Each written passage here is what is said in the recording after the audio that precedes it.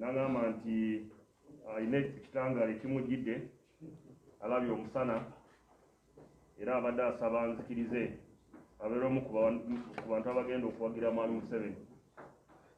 Yansabye n'agamba nti takyuse tavudde gyali tagenda kwegatta ku NRM naye agenda kuwagira mwami Museveni chairman wa NRM era candidate wa NRM mu kiseera kino era ne mukulonda kuno agenda kuwagira ekibiina kya NRM.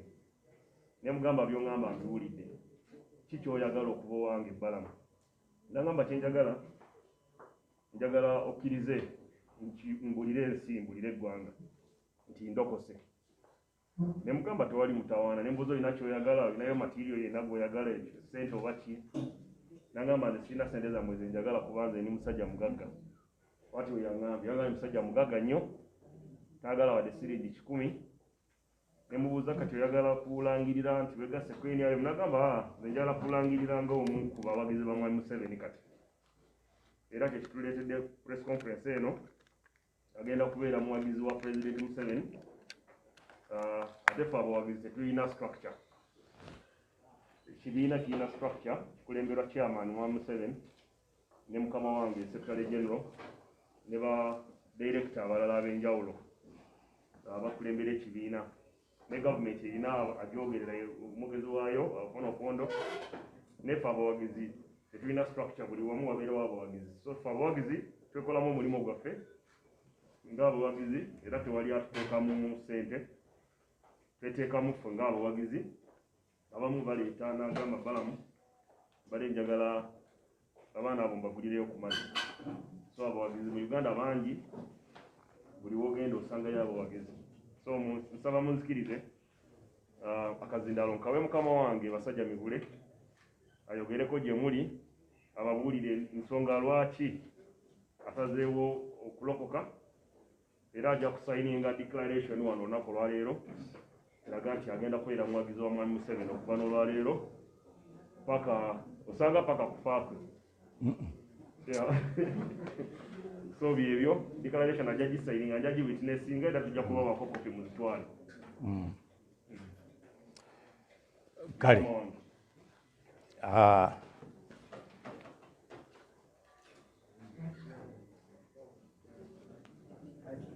agamba ki?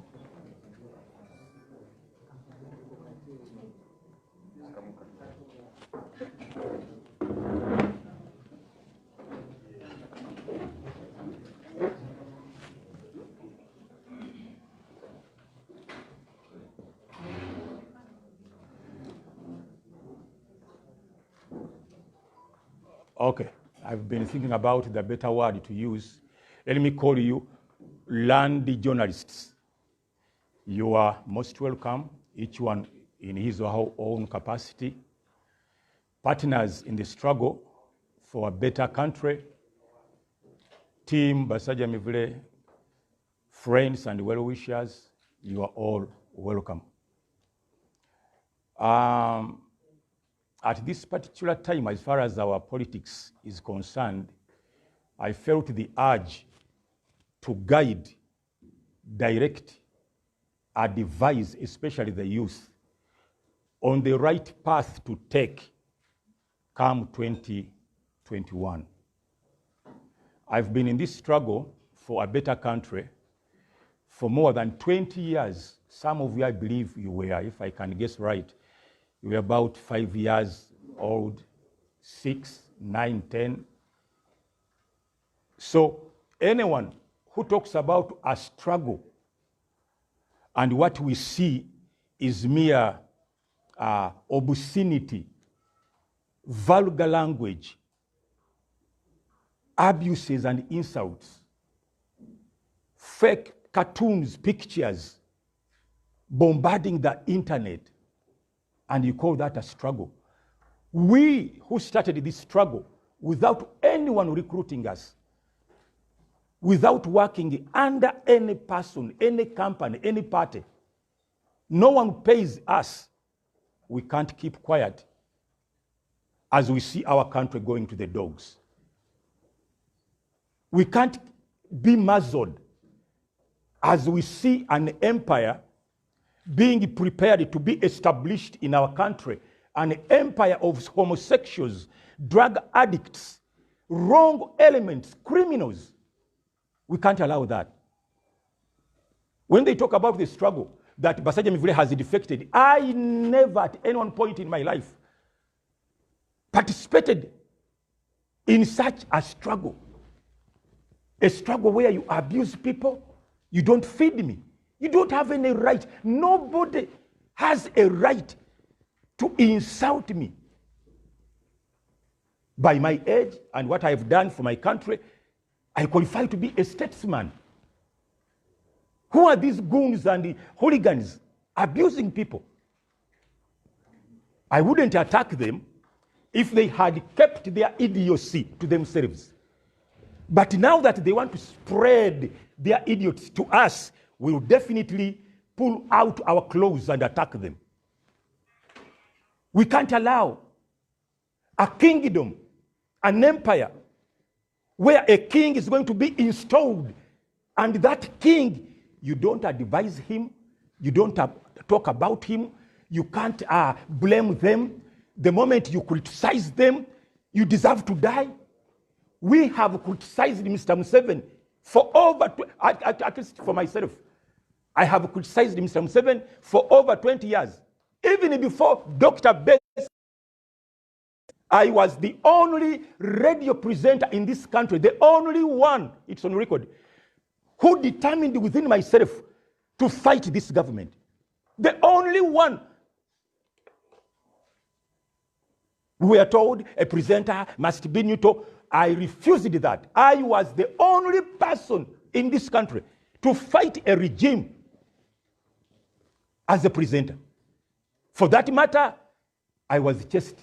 They told me, this is the reason they gave me. We told you, don't talk about Museveni. Now, there is a lot of fire from above. We told you, don't criticize the president. Now, please, you go. And I said, okay, let me go and do other things. I lost the job. These people of yesterday, to tell us they are in the struggle, exhibiting nothing but mere stupidity. We have our cultures. We don't blot out obscene languages publicly. I was so annoyed when I heard someone who said, I speak on behalf of Bobi Wine's spokesperson, Eddie Kenzo, Olinge Gundi Omukazi. Nobody talks about it. When we come out and we say, please, that's not the language we are supposed to use if we are in the struggle. They invade the internet. They attack you with every manner of obscenity. Please, this is the question I raised to you. Is this the struggle you are talking about? So I refuse to worship a king, any other king in this country. I don't ascribe to Bobi Wine's kingdom, where they are planning to install him as the omnipotent, omniscience, the only wise person, the all-knowing God. You talk about him, people want to cut off your head. They talk about Mr. Museveni. But we don't see any reprisals from the president. They are free to criticize the president. Now, who is Bobi Wine, really? Who is he? I have a verse I read in the book of Isaiah where God was saying, please, my people, come, let us reason together. If God tells us to reason together with him, who is this Bobi Wine? And by the way, I wouldn't be having a problem with Bobi Wine. But his people, why do they insult us? Why do they speak lies against us and he keeps quiet? That's where my problem with him is. They said we are his people. I'm Bobi Wine's spokesperson, Lumbuye, Peng, whoever. Why do you keep quiet? Why don't you have a press conference like this one and you say, those people, we don't know them, or we know them, but the line they are trading, please, we disassociate ourselves with whatever words they speak. They are keeping quiet.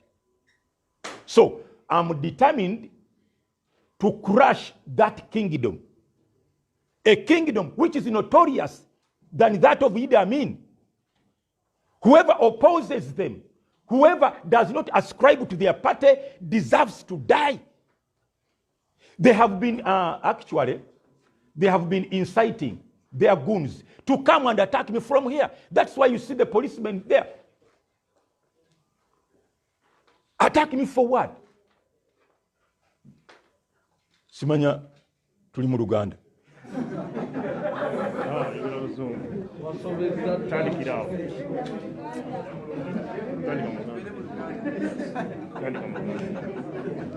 Kubanga nzijukidde yagambye twamwaga tusooke na Uganda. Kasuku nsanyusa okulaba. Olina Kasuku oyo mwagala nnyo, y'omu ku bantu nze bendaba ababuulirira abantu, namubuulirako lumu nga avumirira ekigambo ekyo. Ne mwagala, naye nga nti omusajja oyo mwagadde, bwe tunaakwata obuyinza tujja mujjukira. Kaakati struggle ffe gye twatandika, nagitandika nkola ku radio. Nendaba ebintu ebikyamu ebikolebwa gavumenti eno, nentandika okukola programs ezisuula gavumenti. Sikyegaana. Nendeetanga ba Dr. Basajja, Lord Mayor tanaba kufuuka Mayor, ba Honorable Semujunga tanaba kufuuka Honorable, Serina Nebanda yafa, nga njagala kutondawo ejje okumobilizinga abantu n'okubasensitizinga bakyawe gavumenti. Tetwavuma, tetwawemula. Nenkola program ku radio nga ndeeta bagashumba ba Dr. Abed, ekintu ne kikwata omuliro. Ne tukyusa bangi abaali bawagira NRM. Ne ngenda mu bintu nga bw'ogamba nti kanve mu kwogera obwogezi kantandika okukola. Bino mugende mubinoonyerezeeko nga bwe bannamawulire. Akatale aka Kiseka weekali kubanga nze nabawanga ssente zaagulanga ebipiira, poliisi ng'erwanagana nabo buli lunaku buli wiiki nga nze mbasasula. Tutaasa akatale ak'abantu, omusajja omukkano aleme okukatwala. Nze kikyempita struggle. Nensala ne ngenda e Nakasero. Batwala akatale kaabwe ne bajja ekiro ssaawa 8 ne bajjamu enzigi. Basengula abantu. Ne bantuuza mu Grand Imperial Hotel. Ne bambuuza nti oyagala ki? Nga waliwo box 3 buli emu eri mu $3.8. Ne mbagamba nti abantu abo bwe bavaawo bagenda kututta balagawa. Nenvaayo olw'eggulo sente ne baziwa abakulembeze bw'akatale. Ne bankubira amasimu nga banduulira ffe tuzitutte. Nenkunga abaasigalawo abaawansi, konza abakulembeze baliddemu olukwe, tebajja katwala. Nenkera ku makya nengula seminti, nengula omuyiko, ne tuzzaamu enzigi. Erinnya lya pulezidenti awo eryatandikira. N'omusajja yali ntuuma bamukuba amasasi n'afa. Struggle ki bano gye boogerako? Struggle eba yakukolera abantu. Mba ndi ku TV nendaba abalunnyanja nti bayingira mu mazzi mwe beeyambira. Nentandika campaign ey'okusonda seminti tusimire abavubi toilets gye ziri eyo mpitirivu ze twasima. Mpuliriza ebigambo byabwe ne baŋŋamba nti ebyennyanja biweddemu tetumanyi kye tugenda kukola. Babivubye obwennyanja obuto. Nze mu Uganda eyatandika olutalo olw'okulwanyisa envuba embi, nenkola lipooti ne ngitwala wa sipiika nenkola lipooti nenjitwala ewa Kale Kayihura ne mugamba nti abawerekera abavuba envuba embi ba poliisi bo be bayamba abavuba obwennyanja obubi ne tutandika okulwanyisa abavuba oyo Kale Kagundi Kaka owa Isu Kaka bagenda namusanga ku bizinga ayina amaato ge ennyanja balemeredde ne mugamba nti negataako nentandika okumukyazanga every Tuesday mu programu zange ku radio ne tusondanga ssente nga Kaka yazituwa n'abalala munaffe omu n'atufaako bamuyitanga John Mubiru amazzi ne gamutuga amaato tugavuga ssaawa 5 ez'ekiro tutaasa nnyanja okutuusa lwe baagambye ennyanja katugiteekeko abajaasi factory zonna ezaali zigaddwawo zazzemu ne ziggulawo Uganda efuna ekibayita struggle mbanwanirira obutale buli president n'agamba nti eyo si enkola yaffe NRM obutale okubugobamu abo bukoleramu abagagga bagende bagula awalala obutale babulekere bannannyini bwo ne bampa omudaala waggulu ku kizimbe kye bagenda okuzimba naye nga nti asaagala abantu balowooze nti mbadde nkolerera mudaala saagala mudaala gwonna leeta mukyalawo oba omwana tumuwa omudaala we bale kutuyambako nze nedda ne bampa ente neŋŋana nayo gino nayo akatale kakiseka ne kasigala mu bantu akenda kasero ne kasigala mu bantu okutegera ennyanja kati nenga nti mpangudde kye bayita struggle okiraba bano batulage kye bayita struggle obujulizi testimony obujulizi bwabwe buluwa bakoze biki ne ku byalo gye babeera kiki ekiriyo nze banzaala mu magere banziika kiki ekiriyo what's there people power kyegenda okukola kyokka kwe kutwala ababaka abangi mu parliament balye ssente Michelle Obama lumu yagamba nti kwe tulabira enkulaakulana y'omuntu be bantu bameka abakwetolodde ng'okyusiza obulamu bwabwe njagala bannamawulire 10 ngenda bateekamu ssente mbapakire nja kubawo ne allowance mbatwale ku kyalo gy'empangalira tewali atalina mbuzi nga sinze nagimuwa tewali atalina mbizi nga sinze nagimuwa balina ssekoko nga zange balina embaata njagala abantu mupe bannamawulire you can choose even your date choose your favorable date struggle gye twogerako eri practical si abagwenyufu mukyusiza abantu bameka babeetolodde amazzi ku kyalo we nazimba okyegera nga banka tinaba kutwala maka gange nasanga ekidomola bakigula siringi 10 amazzi nze nagasima abali bagatunda siringi 10 ne bajja ekiro ne basulamu obubi bw'abantu nengenda mu nyumba yange mwennyini eriko ekikomera n'ensima amazzi konze mujje mu state house musena amazzi si 10 abantu baga nti niye president w'abantu bakoze biki twagala testimony era mu abavubuka abandaba n'abanandaba mbakubiriza mweteeketeeko okukwata obuyinza naye mulagaki mulagaki ndi musanyufu olwaleero ndabye amawulire ga bukedde Katikkiro owekitiibwa Peter Mayiga ng'agamba abavubuka bagenda kutandika okubasomesa okubafuula abalimu ensa mumanyi ensa kyekitegeeza ensa is integrity means being one with your word kyekitegeeza mu luzungu ffe lwe twasomera mu Amerika God is one with his word. You can't separate God from his word. Otegera. Integrity kifanako n'ekigambo holy. Holy in simple terms. It is actually holy is being used to God because his word and himself are one holy body. Kati agambye bagenda kusomesa abantu ensa okubeeramu ensa abalina discipline, honesty, okutegera integrity. Kinsanyusiza nnyo ekyo. Kati bano abantu nebo even if you offered them power on a silver plate, they can't run this country, not even for 3 months. They can't. Tebasobola kuddukanya ggwanga lino kubanga programu ki gye baleese navaayo ne mbagamba nti bannange ndi muganda munnammwe. Now this is the genesis of all this battle. Ndi muganda munnammwe ne bansiba nebulayo n'omuganda n'omu ajja nga bye nayogedde ebinvunaanibwa. Actually ngenda kibagamba mwe mwesiba ku kimumbu yagamba abaganda abanankole batubbi. Si kye basooka okumbuuza nga ndi ekireka. Ekibuli basooka kundaga video where I attacked Judith Nabakoba, the Minister of what? ICT. Otegera nga muvunaana okulemesa Bobi Wine okwetayiza ku radio stations. Omusango gumu gwe nnina nali ntaasa Bobi Wine. Nengamba Nabakoba tosobola kutukuba ku nsoloboto. Bobi Wine muleka ayogere. Oyo mwana wa Baba TV. Mbadde ku Baba TV ne nwanirira zaake ne nwanirira Bobi Wine.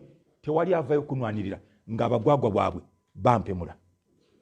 Back hackings into my Facebook account. Ne bateekayo every nonsense. Waliwo omwana yanyambye mulabi wano. Yanyambye okubijjamu.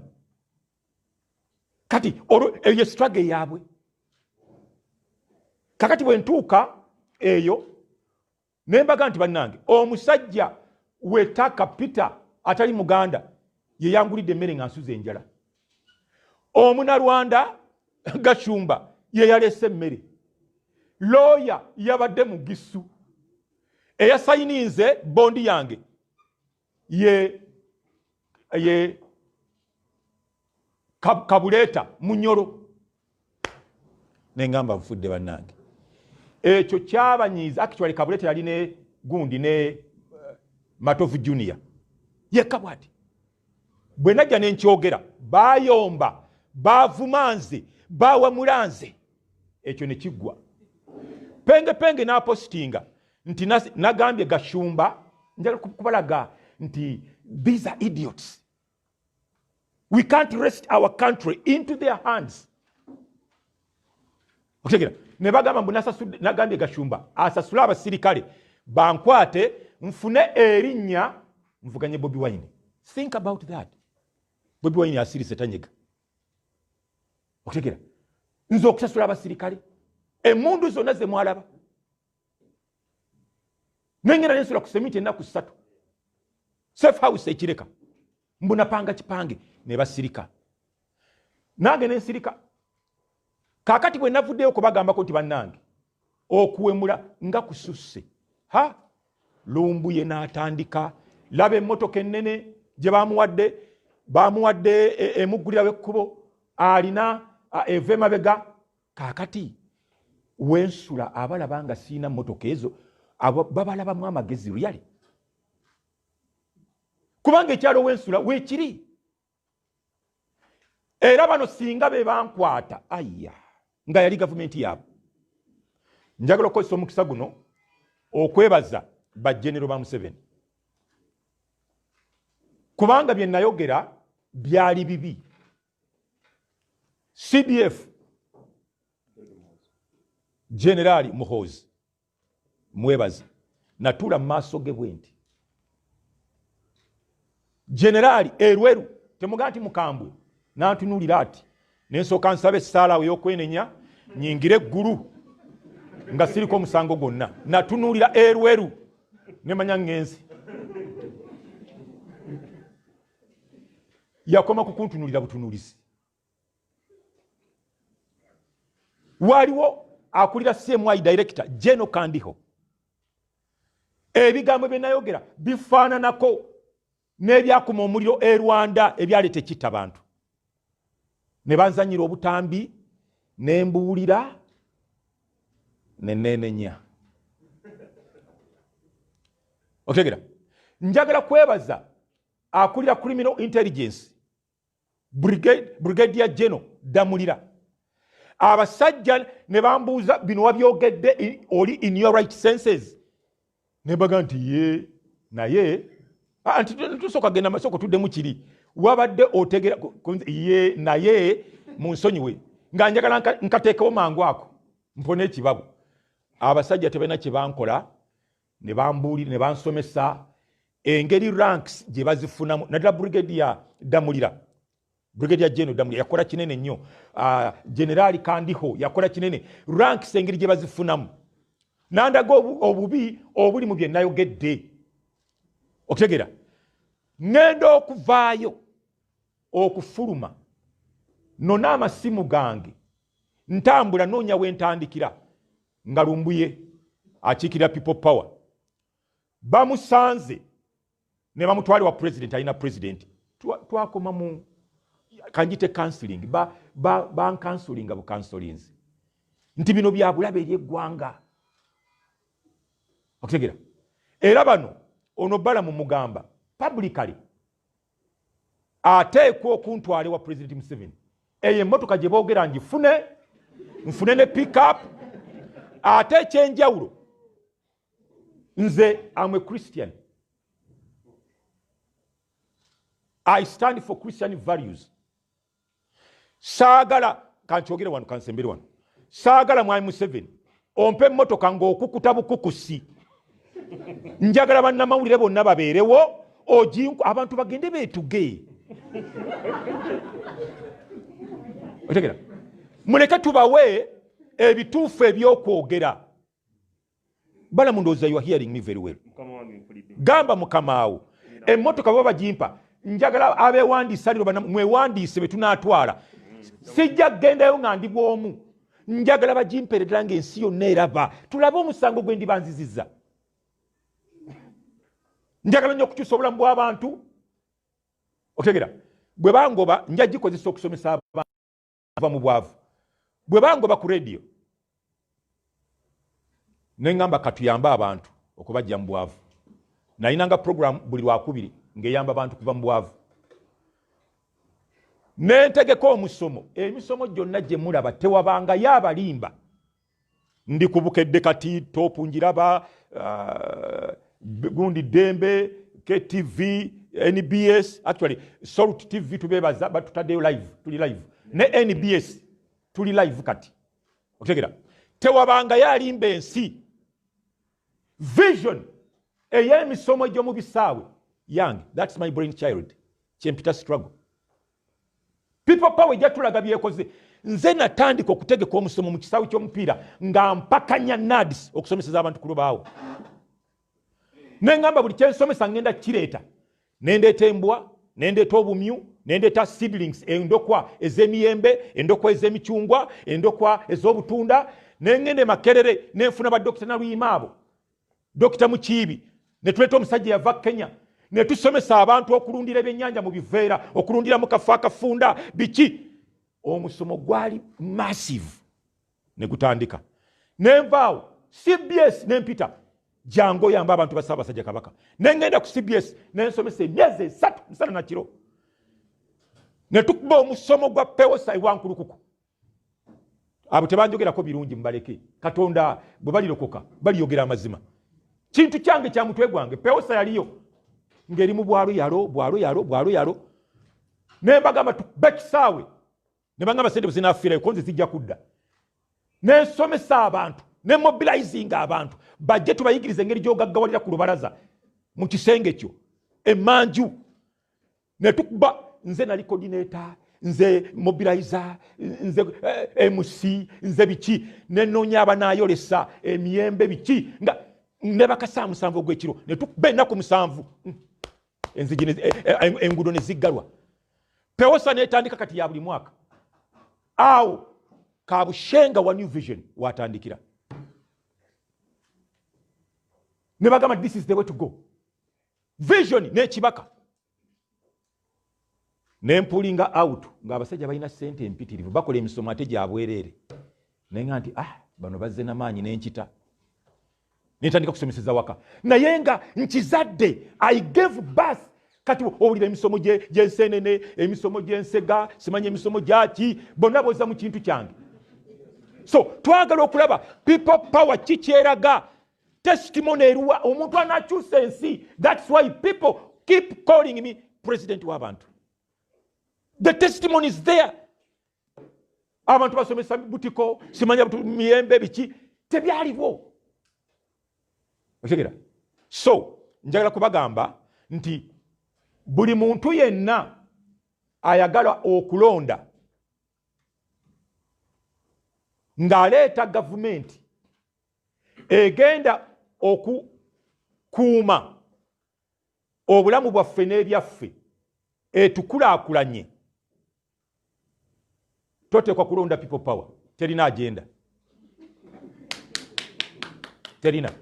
Manye bannamawulire mwagala nnyo okubuuza walidde mmeka, temukkiriza mu bantu balina independent minds. Otegera nze gwe mulaba wano ebibiina ebyakatandika byonna bimpise. Buli kibiina kimumanyi kyakatandika kabeere jeno bonna ntudde nabo beetaaga brain y'abasajja Mivule mu bibiina byabwe. So siri mugwagwa, siri mugwenyufu. Tetusobola kuddira ekibiina ekirina abantu abagwenyufu. Bino babimpeereza kuva Take kambibawe kumakya this morning kambibawe mubyetaaga ne bwe naakoma wano nga bino mugenze nabyo. Lumbuye ekyalo gy'abeera bakiyita Jebeje. Jebeje is CEBECE nebo bakiyita Jebeje. Katawu ne bakayita Sultangazi. Ekibuga Istanbul ali Take. Omulimu omukulu gwa kutunda abawala banna Uganda ng'abaguza abawalabu. Oyo ayogerera people power. Yavuma abantu. Olira. Omulimu omulala agenda mu kabuga ke bayita Semuti. Semuti we wali bamalaaya abatabike, United Nations of Bamalaaya. Otegera awo wabeera bali bwe yamala babba naddukayo.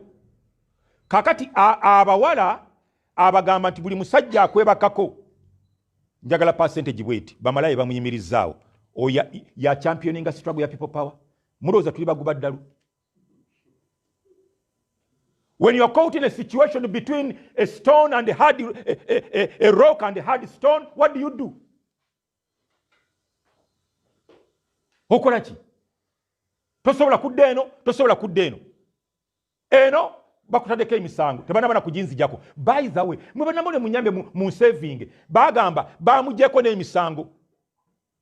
Otegera essimu zange zonna zikyaliyo. Ndipotinga bagambye nzirewo nga wayise ennaku 2. Ka video ke nakoze ndigenda kusanyawo Bwakabaka. Otegera ne bakesibako mu buŋŋamba Bwakabaka bwa Buganda. Bwakabaka bwa Buganda nakakoze ngandi gundi ngeze ku reportinga. Ekibuli emisango gikyaliyo. Emmotoka sizirina ziboogerako. Kati abantu ngabo penge naye baka ku mukazi n'akola video namumaze oyo yawede omukazi alina abaana wano. Ne mutabagamba ko nti please ekyo tekyetaagi tulina cultures zaffe ng'Abaganda. Maliriza na kano njagala kutegeeza eggwanga lyonna nti tewaba omuntu yenna njagala kufiira ku mulimu nga Balaam akwata akaluluke n'akawa abagwagwa abagwenyufu okutegera abayitibwa ba people power. Tewaba omuntu n'alangirira nti ye Lucifer. Penge yalangirira nti ye Lucifer. Fa abasomi ba Bayibuli okutegera mu Isaya 14:12 Lucifer afuna amalala okutegera n'ayagala okukola obwakabaka obuli waggulu wa Katonda. Ne bamulwanyisa ne bamusuula wansi. Lucifer ali associated na bino. Bw'atuuka wansi akamufulejinga ne yefuula omusota kwe kukema kaawa. Njagala kubabulira ebintu ebiri associated with the Lucifer. Mubawagira ku Facebook, mubawagira ku kamera nga batuwemudde. Kyemulimu kikolimo kyennyini. Mbakubiriza mudduke okuva mu kikolimo. Tosobola gamba nti nze Lucifer. Ate ndi mwogezi wa Bobi Wine. Lucifer omusota. Otegera kakati bw'osoma Genesis mu ssula ey'okusatu sitole weetandikira Katonda ng'agamba nti gwe omusota nkukolimidde mu bisolo byonna bye natonda you are cast more than every beast of the field. Katonda yakolimira omusota penge yayogerera people power. Omusota tuleete wano, that's the kingdom I'm talking about. I'm going to crush it. Verse ezisembayo wansi Katonda agamba nti you shall agamba musota bruise the heel of the woman, but the son of the woman, or alugera ku Kristo Yesu, will bruise your head. Omusota must be bruised, kubetentebwa. Tetuyinza kkiriza abantu abalangiridde openly nti ye Lucifer ne tubakkiriza okulembera eggwanga. We can't. Tujja kufiira ku mulimu nga Balaam. Neŋŋamba nti kakati mwami Museveni alina ebibi bye bingi, naye nsobola okukolagana ne mwami Museveni ne mbaako ettaffaali kubanga byenkozeeko weebiri. Okutegera, ne mbaako ettaffaali lyenteeka ku ggwanga lyange. Okiraba, kankolagane n'ono omubi atanzise ebbanga lyemukolokose. Okutegera, nsobola okuyamba eggwanga lino. Kaakati waliwo omulaba muyita Edi Mezaya, bano bonna ba people power, njala kubalaga obugwenyufu bwabwe mwaba bawagira, ng'agamba nakolanga ku Impact Radio nga nkola ne Basajja Mivule nange Edi Mezaya n'omusumba Bugingo.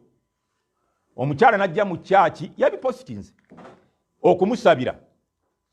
Bugingo abajja okumusabira yansanga ndi ku mukazi mu kanisa. Yensonga lwaki Pastor Bugingo ataddeko live era agenda kutuwa eddoboozi lye. Talabanga nze sikolanga ku Edi Mezaya. Mumanyi omuvubuka gwe bayita Walusimbi akoloba ku biiti ekiro ne ku Moon TV kati yeyita professor. Owokubiri mulaba omusajja ow'ekiviiri akola ku UBC gyagenda Semakula. Abo benakolanga nabo temwalimu Edi Mezaya. Era Pastor Bugingo mugumu yagambye katono ngwe ekigo tetumumanyi nebaka ku mukazi mu kyaki. Tuva wano tulina video tugenda okukola ne Pastor Bugingo. Tamulabanga nako tamumanyi, ekyo tekibanga nawo. Abo mubalete mu buyinza banateekako emisango emeka Kasukungo boogeddeko banakusako emisango emeka. Era ye twamaze dde okumuwawaabira walinyira ku kisaawe Entebbe. Mezaya awedde tukwata mukwate omusango namaze dde oguteekayo. Okutegera, kaakati mbagamba abantu bano omulimu gwe baliko Balaam bano tebababulira mazima. Lumbuye by the way tewali gwe bayita people power. Let me end up with this. Teri gwe bayita people power. Abantu bonna n'abagenzeeyo baagala platform, kyebavudde bagiyita platform not a party. Baagala platform kudda mu parliament kulya. Abaana batawaanya Balaam. Lumbuye asindika abantu wa Balaam. Bamwegayirire mwami Museveni amutaase. Lumbuye masiikini yennyini ettake. Talina na waasula. Tayinza kudda mu Uganda. Kankutangazeemu katono. Nina message ya Lumbuye wano nga nsaba mwami Museveni amuweeyo milioni 10 alekerawo omuvuma. Just milioni 10. Namugaye mwami Museveni tagaba sente naye abawagira mwami Museveni tugenda kuwa milioni 10 zoyagala. Naye ogenda zikozesa ki? Ogenda kusuulamu abawala abalala. So namugambye oba ali ready okukomawo okulima ajje tumugulire ka tractor tumuweeyo n'ensigo nja kumwazika ne ku ttaka lyange. Abantu bemugamba nti bali mu struggle. Bantu baagala sente bali bubi. Kasukwan the rest munyambe mu kino abantu banoonya sente tiwali kibayita people power. Penge afuna sente okuva kozi ate banamule temukkirizibwa kwogera nsibuko ya mawulire gamu. Okutegeera bantu bakozi ba sente bali bubi ate penge tayinza kudda. Twabadde ebunamwaya mala kutunda bijja nadduka n'agenda Esseguku. Bw'atuuka Esseguku n'ayingira mu kibiina kya Bebekulu Gagamelo n'abba sente z'omugagga milioni 6 nga bayise Bebekulu ajayimbe n'alinya ennyonyi n'agenda. Tayinza kudda wano. Lumbuye naye amala kutunda ettaka lye wabwe wali ku Entebbe Road n'adduka kati zina 10 ayagala kusasula bali baganda bye yatundako ettaka amalaalo asigazeewo kasigaza yawo akomewo Uganda. Abantu bali mu struggle. simanyi how I can I waken up remove the veil of your brains and minds.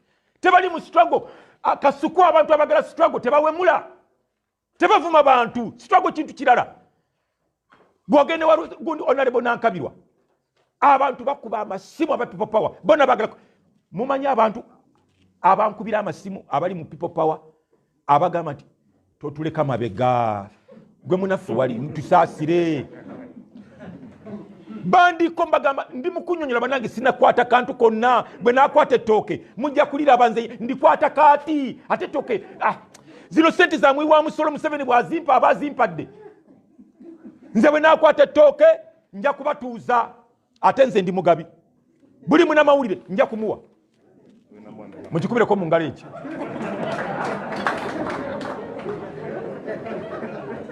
otegera bonna abanajja mu press conference njagala bampe emmotoka ngende nsomesa abantu mbayigiriza okuva mu bwavu mwami Museveni sebo nkwegasseeko sigenda kuyingira mu kibiina kyo kya NRM naye byenjagala okukolera eggwanga lyange mmanyi osobola okunyamba okubituukiriza njagala ompeeri motoka eryo ontereko ne pick up eringira eri mu nnimiro lino lyange lyenvugamu nga ngenda ku TV okusomesa abantu naye olimpeera mu lwatu openire nga bannamawulire bonna weebali saagala sente zo siri musajja munaku nze singa okwambala mu Kampala nina essuuti 111 nina peya zengato 67 okutegera nina essaati 324 that nobody can deny that nze sidda mu suuti mu myezi 2 ne batekayo akafaananyi laba omuzigo wasula okutegera sambala ngateka wansi wa mitwalo 4 ne bakuba akazigo mbunsula mu kazigo so mwami Museveni bano bagwenyufu nnyo aba people power nsazeewo okukolagana naawe onyambe ntaase eggwanga nsomesa abantu bave mu bwavu akiteeke mu buwandiika kasayininga nti yegasse ku mwami Museveni era agenda kwagira mwami Museveni sayininga asayininze yegasse ku mwami Museveni era agenda kwagira mwami Museveni kintu kikino tajja kuddamu kutandika kutuvumavuma wano kakati mumpeyi dakiika 2 musoke munindeko mumpeyi dakiika 2 nfundikire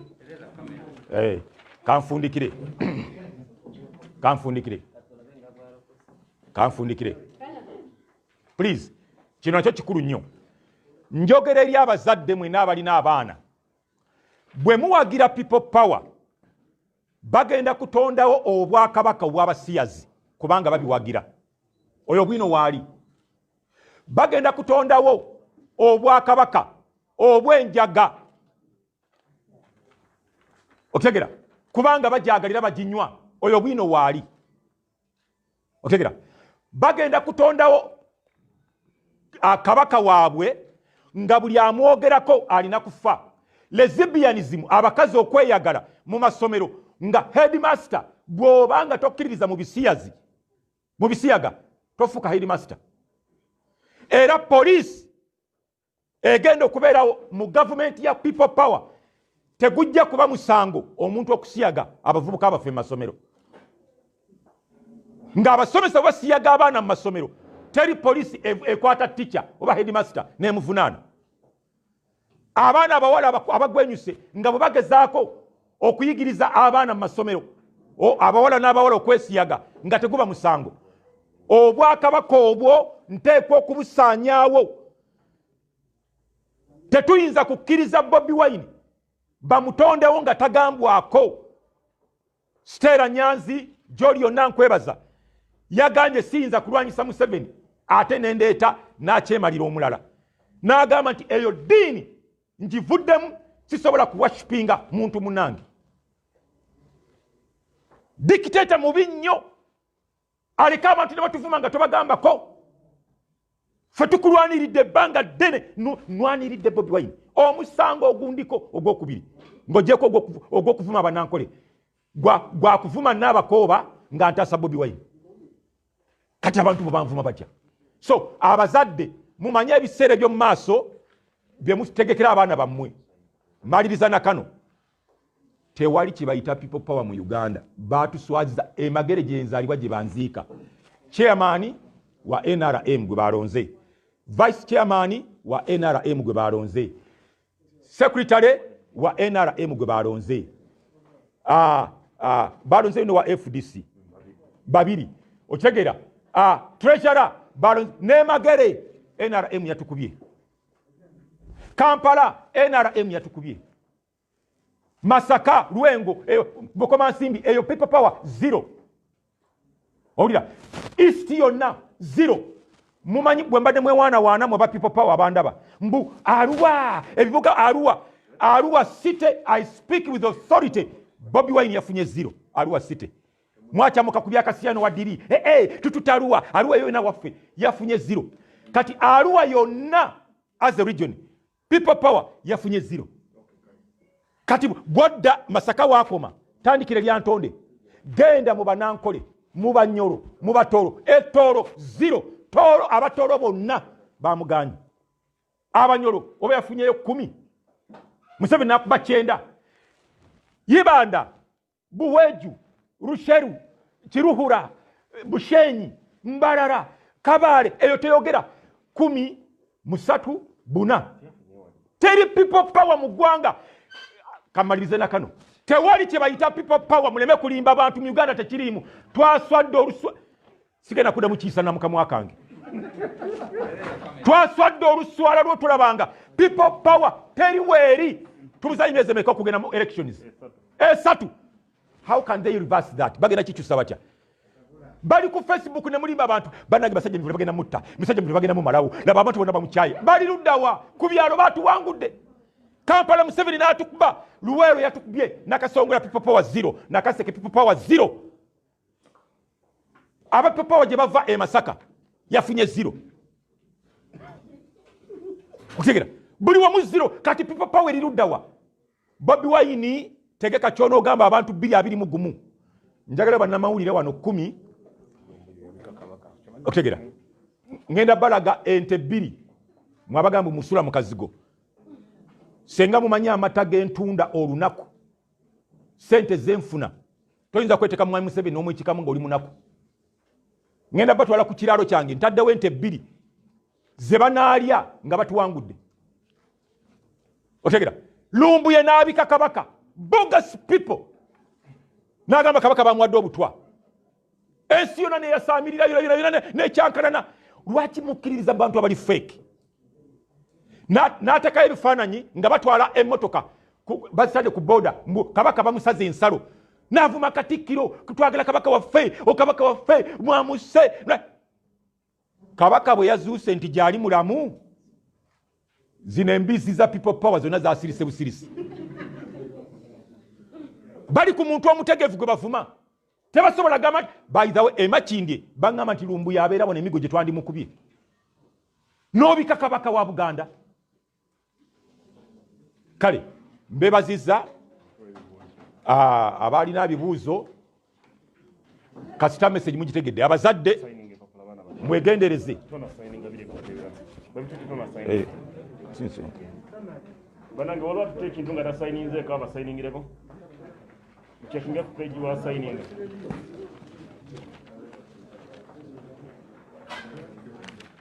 Signing. Waliwo alina ekibuuzo? Bannaffe tetugenda kukoma ku ono yekka. Tetugenda kukoma ku mwami Basajja Mivule yekka. Enteekateeka yaffe egenda mu maaso ng'abawagizi ba President Museveni. Singa mwami Museveni okulaba ntulokola abantu abalala bangi. Mu wiiki ejja oba mu wiiki eno ng'enaatera okuggwako tujja kuleetayo omulala omunene. Ate n'abaliyo bangi baali adde abakozi ba Museveni ekyo mukibulira abantu. Teri kye bayita people power. Teriyo. Abaliyo list nagirabye ne basayininga nga bazibawa. Baali adda ate bali kunza tanalya zindeetere nzeetaaga ssebo. Nzeetaaga. Tebayinza kunvumira bwereere. Mwami Lumbuye gy'oli wonna ebyo biwansabye okukolako ngenda bikolako. Era ndi mu kuteesaganya n'abawagizi ba Museveni abalala tukusondere ssente ezo tuzikuwe okyuse emundu ogyolekeze eri ababadde bakusasula. Mumanyi Lumbuye bwe yagambye nti Balaam mwakola nsobi okutwala full figure tamanyi kuvuma ayagala sente avume nze nsobola Bobi Wine yewerera Bobi Wine okumuvuma nga bamuwadde sente kituufu tolimbye kituufu ayagala kuvuma Bobi Wine muzimpe mulageko Bobi Wine people power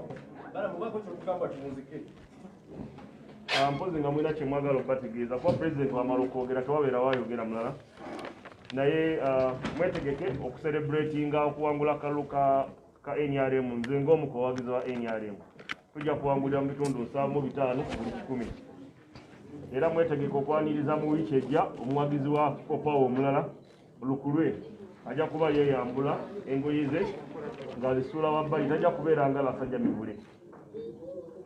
So tubasaba bannange mwagire gavumenti eri mu buyinza gye mwagala basange nga muli balamu. Tewali.